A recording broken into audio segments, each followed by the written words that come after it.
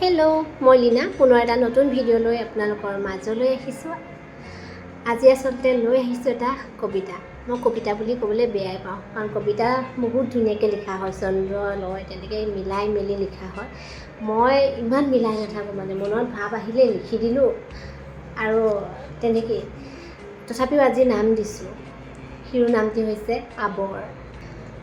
যন্ত্ৰণাৰ সাগৰখনত এপাৰ হ'লেও সকলোৱে ডুব যায়, কিন্তু উটি নাযায় দুখবোৰ, বৰঞ্চ ই অধিক গভীৰহে হৈ পৰে। কিছুমানে ইয়াক নদী বুলি ভাবি ভুল কৰি পেলায়। হেৰৌ বুজন, সাগৰক নদী বুলি ভাবি ডুব মাৰিলে মৃত্যু কিন্তু নিশ্চিত। মানুহবোৰে বুজোতে দেৰি কৰি পেলায়, যাৰ বাবে বহুতো মানুহ তেনেকৈয়ে শেষ হৈ যায়। নুবুজা আৱৰক বুজাই জানো পাৰ পাব? নাপায় কোনো কালে।